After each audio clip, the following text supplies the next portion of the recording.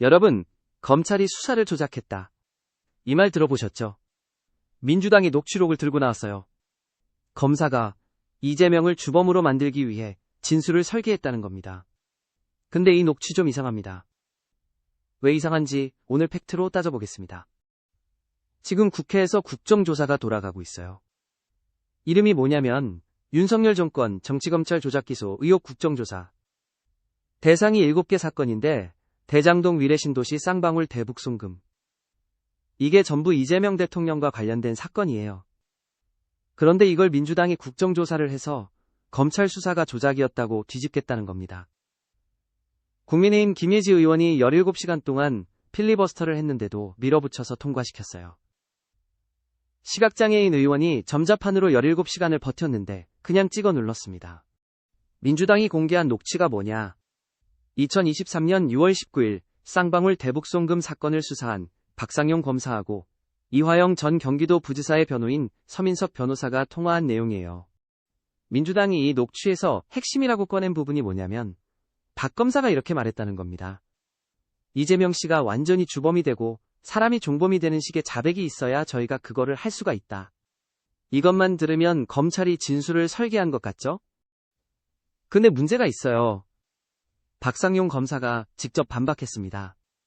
뭐라고 했냐면 서민석 변호사가 먼저 감형을 제안했고 내가 그걸 거절한 상황이다.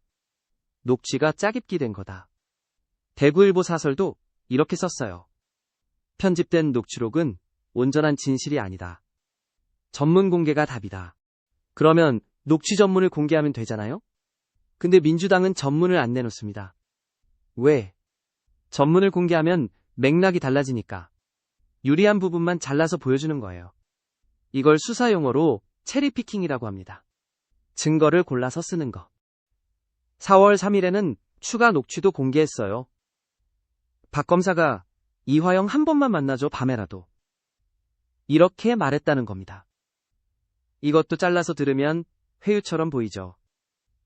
근데 전후 맥락을 모르면 판단을 할 수가 없어요. 편집된 녹취로 여론을 만드는 건 수사 조작보다 더 나쁜 여론 조작입니다. 숫자 하나만 보시죠. 이 국정조사의 기한이 언제까지인지 아세요? 6.3 지방선거 26일 전까지입니다. 선거 한 달도 안 남기고 끝내겠다는 거예요. 이게 진상규명입니까? 선거 무기입니다. 생각해보세요. 이재명 대통령 관련 사건 7개가 국정조사 대상이에요. 대통령이 된 이후에 면소 판결 받았죠. 근데 검찰 수사 자체가 조작이었다고 뒤집으면 아예 무고한 사람이 되는 겁니다. 선거 직전에 검찰이 나쁜 놈이었다고 선언하는 거예요. 이건 진상규명이 아니라 면죄부 만들기입니다. 그리고 현직 검사들을 무더기로 증인 채택했어요. 검찰에서 뭐라고 했는지 아세요? 망신 주기식 조리돌림. 검사들이 나와서 과거 수사 내용을 국회에서 추궁당하는 거예요.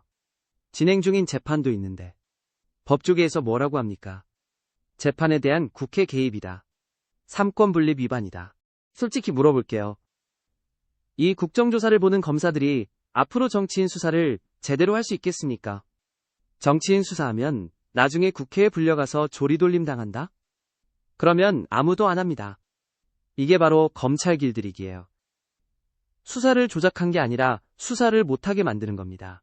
폴란드, 헝가리 이야기를 또 해야 됩니다. 집권당이 검찰하고 사법부를 길들였어요. 결과가 뭐였습니까? 이유가 법치 메커니즘을 발동해서 수십억 유로 기금을 동결했습니다. 선출된 권력이라도 수사기관을 길들이면 민주주의가 후퇴하는 겁니다.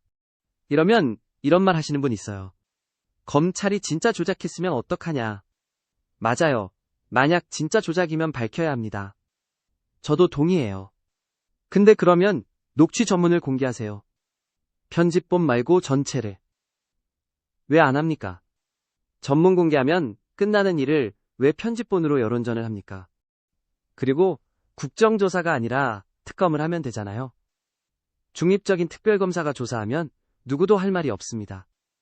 근데 국정조사를 선택한 이유가 뭡니까? 국정조사는 여당이 주도할 수 있으니까요.